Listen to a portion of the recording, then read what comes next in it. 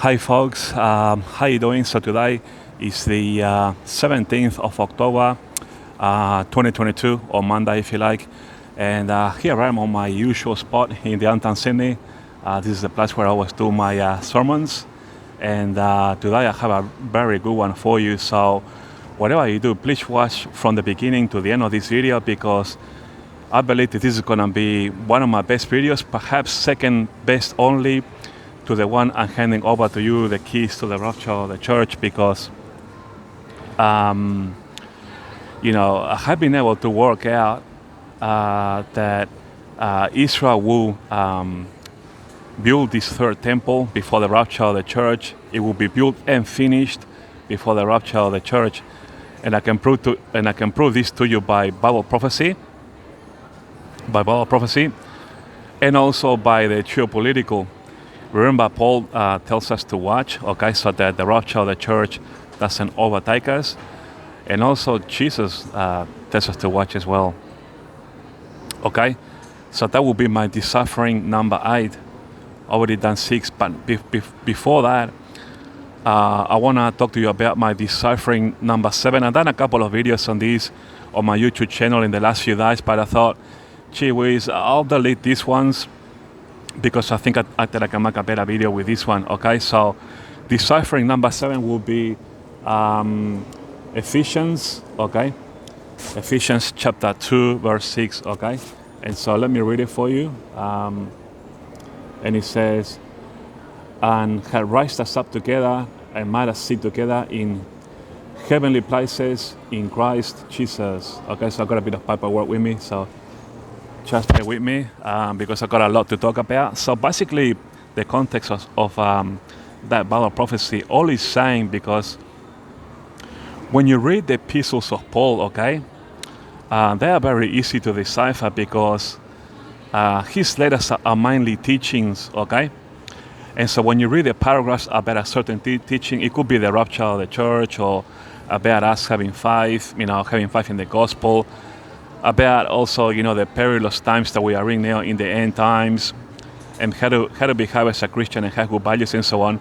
When Paul teaches those kind of things in his epistles, it's very easy to decipher that, because all the paragraphs are pretty much in context of what that what that particular teaching is saying. Okay, so deciphering the epistles of Paul is pretty straightforward. Okay, but when you decipher the prophets or the prophecies in the book of the prophets, such as Isaiah, Jeremiah, and so on, then that is a lot harder. That's a different proposition altogether, because you could be reading, say, the first 2 verses, and that could belong in the one dispensation, say for argument's sake, the dispensation of the law.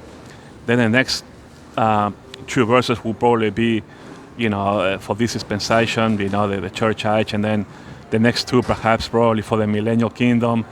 The next 2, it'll go backwards into, the law, and so on, And so in order for you to decipher the book of the prophets, you've got to have excellent knowledge on the history of Israel, and also its geopolitical area, okay, and all those countries that Israel is surrounded by, and also about history, about the former kingdoms, the former empires, if you like, like the Babylonian Empire, the Syrian, the Roman, and so on. So you got to have very good knowledge of all of that in order to be able to decipher, especially the history of Israel, in order to decipher, the prophecies in the book of the prophets. So it's pretty much a different proposition altogether. Now, the Bible is pretty much straightforward. It's not too difficult, okay? When we read the law, that's not hard to, to work it out. We know about the Psalms, okay? We know about the epistles of Paul, but when you get to the prophets, the book of the prophets are, the hardest part in the Bible to decipher. Like I just said, you're going to have very good knowledge, but getting back to, deciphering for you, Ephesians chapter 2, verse 6, all Paul is saying in that epistle is that you got to take it into context with the other 5 verses that are up from number 6. all Paul is talking about there is how God has given us Christ, okay? And if we accept the gift of Christ in Jesus, then, we get baptized with the Holy Spirit. And when we die, Jesus is going to meet us. Say we die now before the rapture, then Jesus will meet us at the door in the kingdom of heaven and take us where He is, in a high place in the heavens, if you like, because if you read, John 14 verse 3, Jesus teaches us that, He goes to heaven to build a place for us. In other words, I mentioned a goal that where He is, there might we also be with Him, if you like. Okay, so the context is that it's just that verse 6 is just that when we die, Jesus will take us to heaven, and we're gonna be with Him there. That's all it is, verse 6. But the issue here is that Bible scholars are taking this out of context to a very huge extent, and they think that somehow, a spirit is actually, in two realms, not just here on earth while we're still alive, but somehow in heaven as well. And that I can't really stomach that, to be honest. I find that very hard to fathom because, we that are here, still here on earth, we have the Holy Spirit in us, and, we are the restrainer here. We are waiting for the rapture of the church to happen. And so, all the Christians that are here that have the Holy Spirit in them, we are the restrainer. So I can't see how, for some reason that we can be in two realms all at once, I just think that it has been taken out of context in a big way. And, I just think that, that verse 6 is just in context, of what Paul is trying to teach us, that hey, when we die, Jesus is gonna meet us at the door of the kingdom of heaven, and give us a place with Him in heaven. That's all it is. So now, so moving forward, I wanted to talk about the latest that's happening in Israel. You might have heard. Just give me one sec.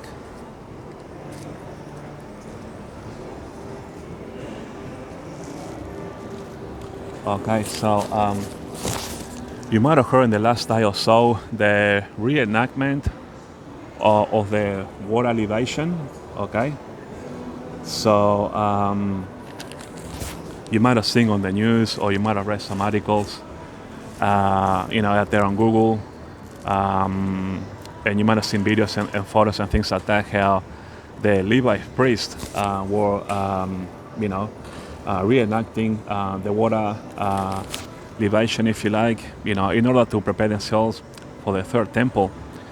Well, after I heard that news, I thought to myself, gee whiz, there's a lot of dots to be joined here. For example, like about a month ago, and I'm gonna tie all the dots for you here.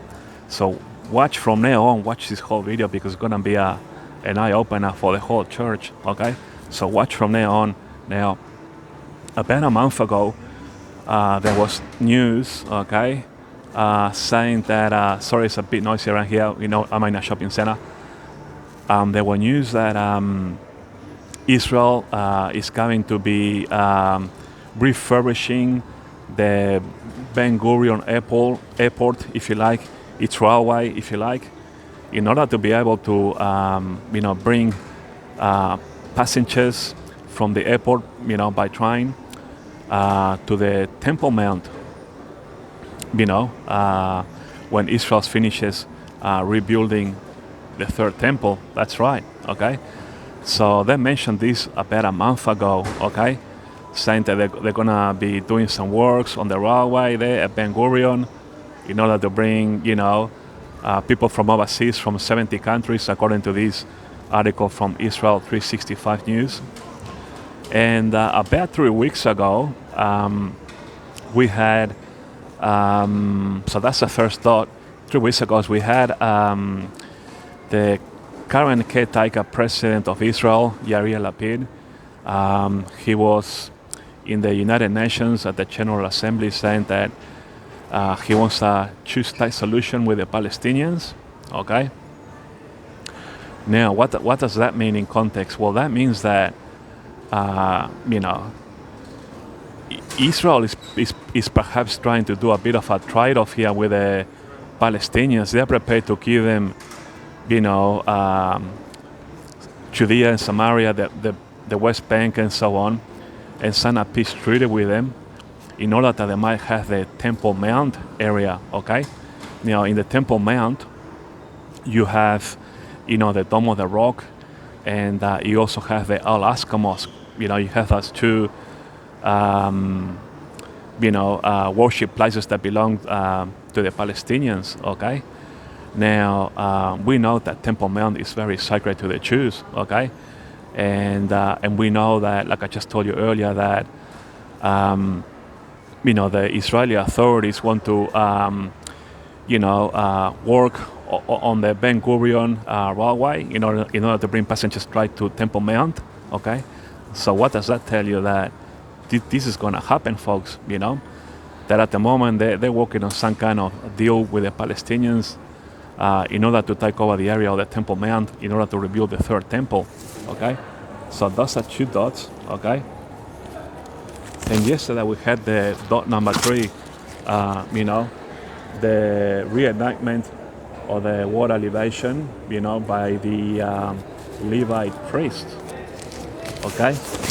So that's dot number 3. So if you do a little bit of thinking, that tells you that, Israel fought hard, very hard for the land of Israel. And Israel on their own, they will never give up, a big portion of the territory just like that to the Palestinians, Think of the 67 war, the Yom Kippur War of 73. Think of all the skirmishes that Israel has had with Hamas, and Hezbollah over the years, and still to this day has, So what does that tell you? To me, it tells me that perhaps, in order for Israel to be prepared to give up, territory to the Palestinians with a two-state solution, I'm thinking that their Messiah, we know him as the Antichrist, somehow must have already rocked up in Israel and is having a conversation with the Israeli rabbis and his government, because I don't think, in my view, in my thinking, that Israel will give up, Judea and Samaria to the Palestinians just like that. And you know what else makes sense, folks? After I heard this on the news that the Levite priests were, reenacting this water libation thing, I went straight to the Bible, and I thought to myself, okay, gee whiz, it's very interesting that, Israel is doing this reenactment on the libation. And when I thought to myself, okay, let's go to Isaiah, because Isaiah has a lot of prophecies of the end times, a lot, including the signing of the covenant as per Isaiah 28:15. And as soon as I started reading Isaiah, you know what I found? On chapter 2, okay? Isaiah chapter 2, verse 2 and 3, okay? So Isaiah chapter 2, verse 2 and 3, read those. And read what it says. It says, in the last days, that is, I'm going to paraphrase here, okay, because I don't have the Bible with me. It says that a temple will be built, okay, in the Holy Mountain, okay, that's Temple Mount, okay, and that, it will be a house of prayer for all nations. Exactly. So now you got the 4 dots, okay? So, the fact that, let me just put my notes on the pocket here. It'll make it easier to talk. So the fact that, Israel has done these 3 major dots, okay?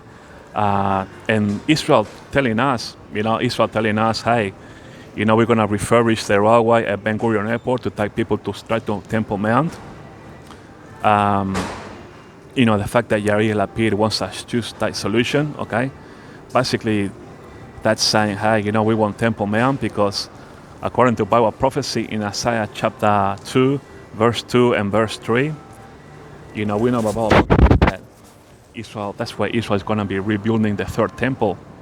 Exactly. And, and the fact that, this Levite priest yesterday or the day before, did this reenactment of the elevation of the water, when you add the 4 dots, in my view, for Israel to be, in this stage, and also with this Bible prophecy that I just told you about, Isaiah chapter 2, verse 2 and 3, to me that says that, Israel is already having conversations with the Messiah. Yeah, that's the conclusion that I come to when I join all the dots. Because it has been prophesied. So this is not just my opinion here saying, hey, I think that, the third temple will be built on Temple Mount. That's not me saying this. It's Bible prophecy. Now, there is a bit of a problem here. In Isaiah chapter 2, like I just told you, verse 2 and 3, when I read this last night, I immediately thought, that's the third temple immediately, okay? Now, not all of us know the Bible 100% because sometimes when we read, the book of the prophets, we can kind of like read quickly and go past and not pay too much attention. But yesterday, I was on a hunting mode.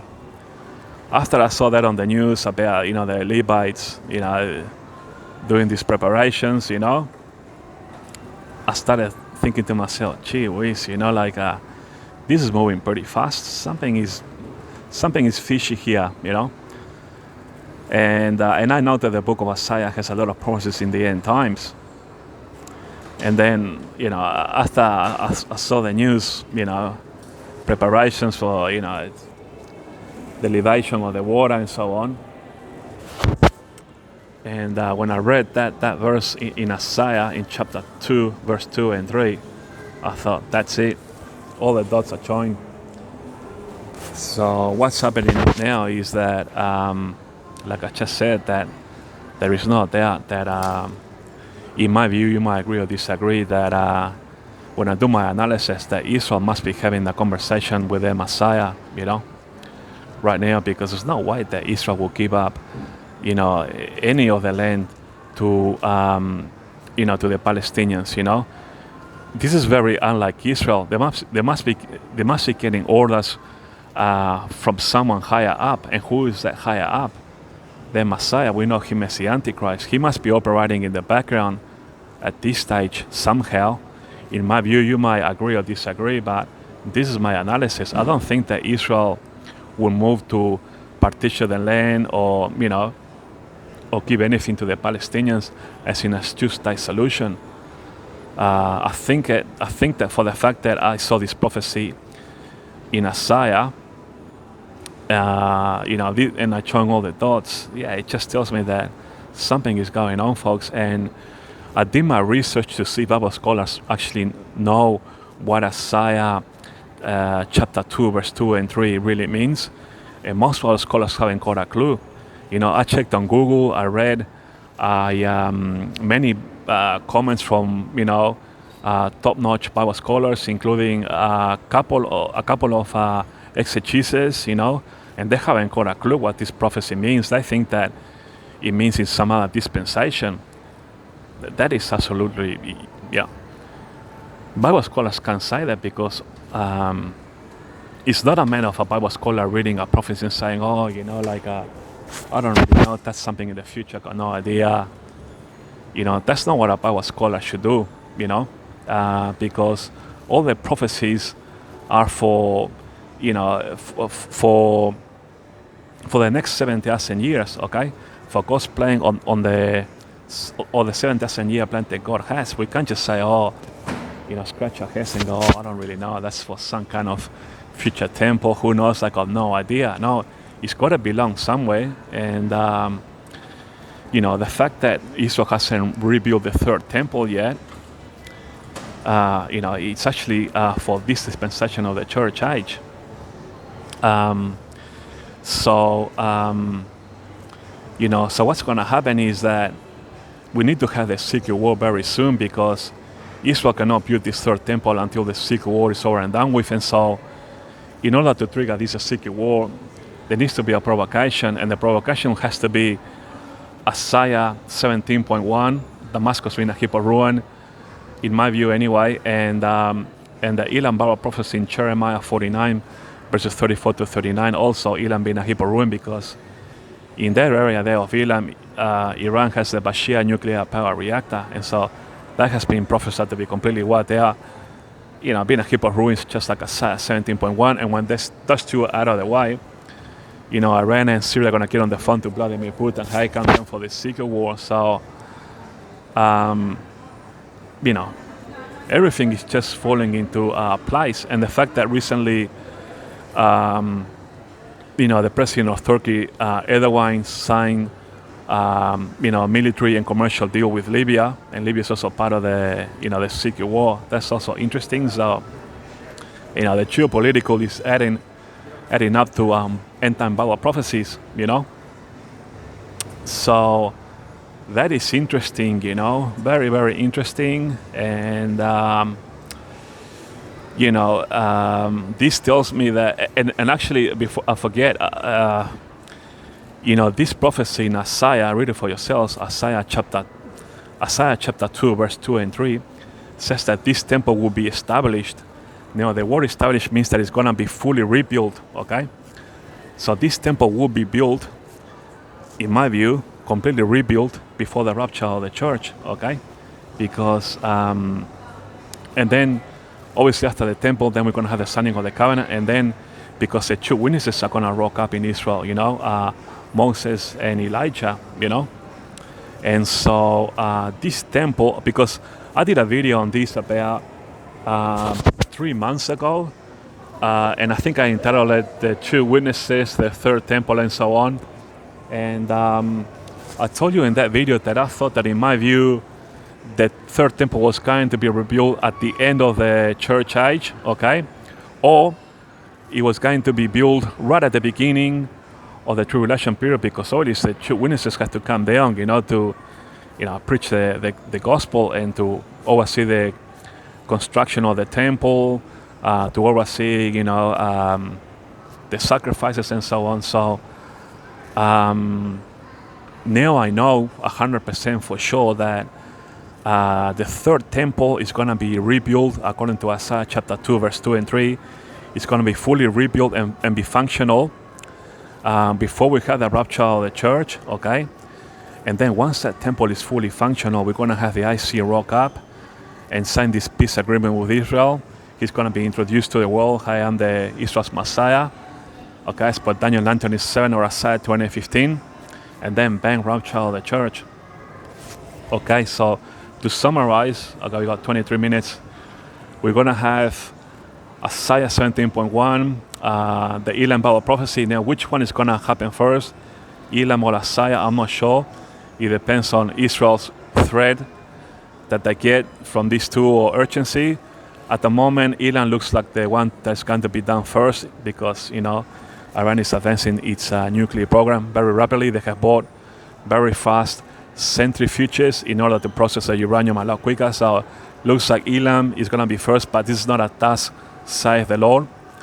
So could be Elam first, then Isaiah, or vice versa, or actually the two simultaneously. It wouldn't surprise me. And then we're going to have the secret war, because even the Jewish people, if you watch, rabbis, Jewish rabbis, not Messianic rabbis, but just Jewish rabbis on YouTube, they're telling you, like I saw, I watched a video recently from a very prominent Jewish rabbi, whom I think is someone that's in the know, because he had an aura about him, about knowing too much, if you know what I mean.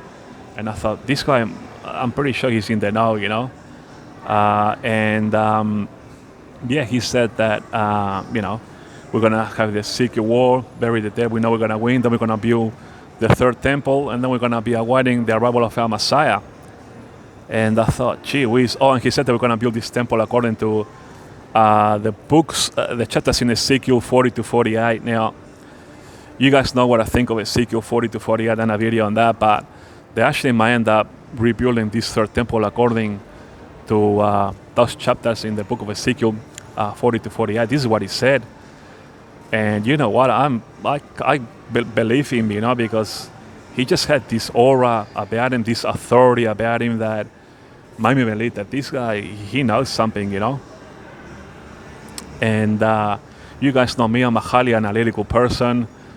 And when I talk, you guys better drop everything and listen, because this thing up here, I might not have all the intel, I might not have supercomputers or whatever, but when I analyze things, I don't need computers or anything. My own mind will tell me everything by my own analysis, working in conjunction with Bible prophecies and the help of the Holy Spirit. Exactly. So, so just to recap, sorry, I was a little bit over the place because I'm just like astounded, When I found this prophecy from Messiah last night, it was about 9 o'clock. I had a long day, I was really tired. And I started reading the book of Isaiah because I just wanted to fall asleep quicker too. When you read a book, you fall asleep quicker. So I thought, gee whiz, I wanna fall asleep quick. I might as well read the Bible. And since I saw this on the news about, the Levite priest, working on this libation thing, I thought to myself, okay, gee whiz, it's these temple authorities are working on a lot of things, And I thought, I better read the book of Isaiah, see if there's any clues there. I started hunting, And I thought, well, I'll go hunting all the way till I go to sleep. And, as soon as I opened the first page of Isaiah chapter 2, verse 3, chapter 2, verse 2 and 3, wow, that was an eye-opener. That chapter 2, verse 2 and 3, that's rebuilding the third temple, folks. But a lot of Bible scholars that can't work it out. They haven't got that reasoning power, okay? They haven't got the analytical or the reasoning power to be able to decipher this, But I have a way about Bible prophecies, like I'm a very analytical person, and I have a very elastic thinking about things, And that prophecy there in Isaiah chapter 2, verse 2 and 3, that's the third temple, folks, no doubt about it. And then when I started joining the dots, of what Yair Lapid said, and, the railway in Ben Gurion, and this, water elevation business, I thought to myself, and then this prophecy of Isaiah, I thought, gee whiz, I'm pretty sure that, Israel wouldn't give up their land just like that. I think in the background, they must be having a conversation with the Messiah. We know him as the Antichrist, So that is very interesting, folks. Very, very interesting. Now, obviously, I can't prove this. This is just my, my analysis, okay? But, for Israel to make these statements like we want a street-type solution, we're going to be upgrading our railway all the way to Temple Mount, okay? You know what that means, third temple. Why would they upgrade the railway to Temple Mount? They must be doing some kind of deal in the background, with the Palestinians, because, they probably, the Messiah is probably helping them to do a deal with the Palestinians, is that it's going to look like the Palestinians will give up Temple Mount, the area where you got the Alaska Mosque and the Dome of the Rock. Israel will take over that to build the third temple, and in return the Palestinians will regain, Judea and Samaria and so on. So that looks like what is happening out there in Israel at the moment, and it's not like Israel will do this on their own, no, because Israel has fought many skirmishes for their land. I don't think Israel on their own will do this. I think they are being led by a higher authority, and I think that this higher authority, in my view, in my analysis, is not that the Messiah. We know him as the Antichrist. The fact that Israel is moving like this real quick, this also tells me that soon we got to see this Ezekiel prophecy coming to pass very soon as well, because Israel really wants to build this third temple, so, and they can't do it until the Ezekiel word is out of the way. So because there need to be a peace, to rebuild this temple, there can't be a war. So and that prophecy needs to be out of the way as well, because once they rebuild this third temple, then they're going to be signing the covenants. But Daniel 9:27, and the Antichrist is going to rock up with a signature and then bankrupt all the church. So in a nutshell, this is what it is. Exactly. So I'm kind of like shocked myself. That's why I'm kind of like a stop in my tracks here talking to you guys. I'm like, wow, I'm just shocked, to be honest. After having put all the, after joining all the dots together, and realizing that, hey, something is going on, yeah. So it's very interesting now. Just moving away from this now and talking up, in this week's geopolitical, if you like, obviously the usual rumors, that World War III and so on. Yeah, Russia, the talk and all that. But when you read all these articles and all that, you gotta wait and see. Don't just take it to heart, because Russia has been threatening, with World War III, has been threatening, America and Europe with nukes for a long time now, and their talk hasn't walked the talk, So just wait and see. Look, I don't think that we're gonna see World War III in this dispensation of the church age, because the priority now is for Israel to have this Ezekiel war and build the third temple. And so Russia is not gonna get involved in a World War III right now when they're gonna fulfill Ezekiel. Exactly. Don't expect Russia to go to World War III right now. The priority right now for Russia is to go straight to Ezekiel and fulfill that prophecy. I think nation against nation is going to be during the tribulation period, exactly like Jesus said, in Matthew 24, okay? Now, what else there was? Economic chaos. And look, the OPEC plus countries have decided to reduce their oil production. I heard a figure of 2 million barrels per day as of November next month. So if you multiply 2 million barrels, just imagine how much oil a barrel contains. That's going to be an enormous amount of oil out of the world economy. The world economy functions on oil, and so the prices of oil at the pump when you and I go buy gas is going to get more astronomical, and as a result of this, we already got hyperinflation, and inflation is going to go up even more than what it is right now. And the Feds all over the world are raising interest rates every month, and so the cost of living is just going through the roof, and the cost of goods and services is going to go up, and things are going to be getting harder and harder for people. I'm talking about the affordability issue here, and so, but I don't think that this great reset that Klaus Schwab is talking about will happen in this dispensation of the church age. I think that this is going to happen during the trib. So don't worry, folks. The world economic collapse is going to happen during the trib, not in the church age, because we are very close now to the rapture of the church, and a world economic collapse is graph. It's pure graph, because, and I don't think that will happen in the church age. It's pure graph because think of the ramifications, like, a digital currency is going to be introduced worldwide. We know what the globalists want. Eventually that's going to lead to Revelation 13, exactly, mark of the beast. You can't buy and sell, without that chip. And so I think that that's all graph for the tribulation period. And I don't think that we are not appointed unto graph like Jesus told us. In 1 Thessalonians chapter 5, verse 9, I believe from memory, we're not appointed unto graph, and I don't think that Jesus will allow,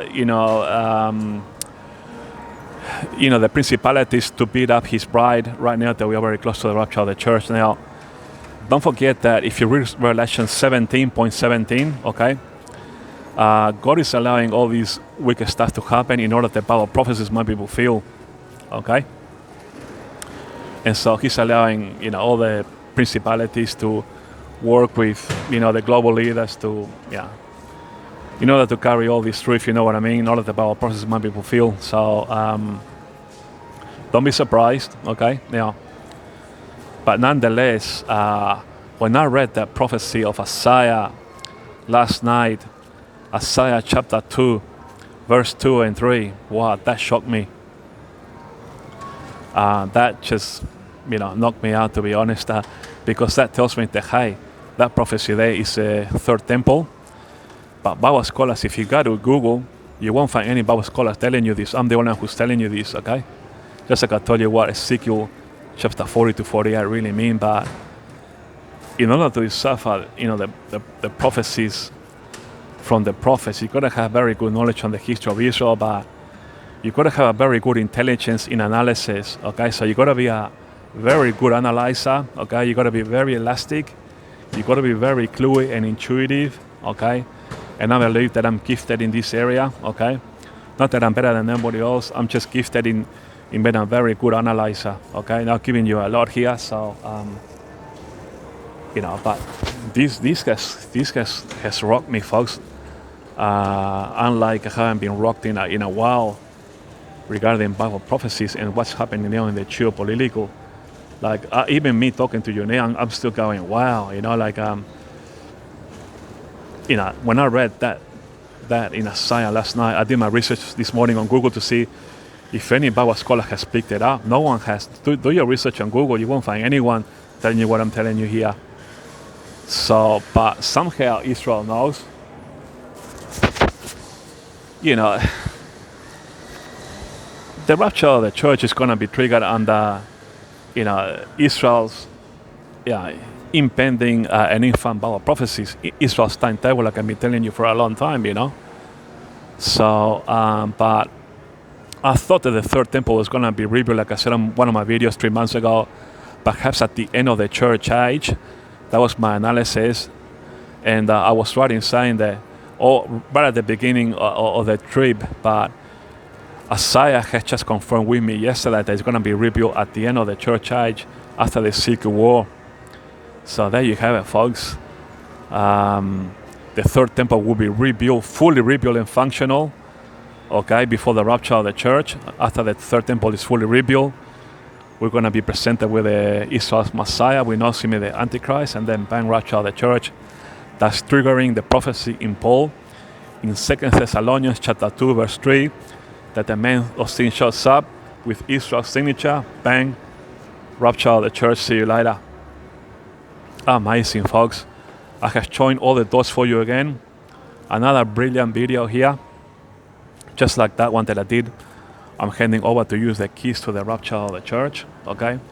Telling you how all the Bible prophecies, all these end time Bible prophecies are working together in conjunction, to trigger the rapture of the church. And, the third temple was a bit of a question mark, but, in the last month, a lot has been revealed by Israel. What has been revealed by Israel? The reconstruction, if you like, of Ben Gurion's railway, okay, leading all the way to Temple Mount. Get it? Temple Mount. They must be doing a deal right now. Otherwise, they wouldn't be announcing Temple Mount, okay? If you are sure that you're going to be saying Temple Mount, you must be doing a deal, okay? They must be dealing with the Messiah, because why would you announce something big time like that if you weren't sure of, That's my thinking. I don't know about you. And also the fact that Yair Lapid said, hey, we want a two-side solution. Further adding, hey, okay, in this deal, Palestinians, they can have, Judea and Samaria, the West Bank and so on. We'll take over Temple Mount. We'll rebuild the third temple there.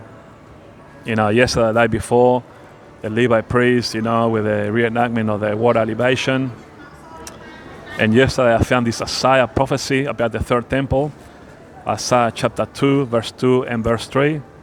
Bingo. All done, folks. Another Micah deciphering for you guys. Second only to that video that I did. I'm handing over to you the keys to the rapture of the church. So we'll see what's next, folks. Keep an eye out on the geopolitical. Thanks for watching. And maybe just give this video a like. A subscription will be, I highly thank you for that, because that will help to grow my channel to edify the church out there. I don't have many subscribers, so it will help a lot. So, all right, folks, thanks for watching, and I'll talk to you guys later.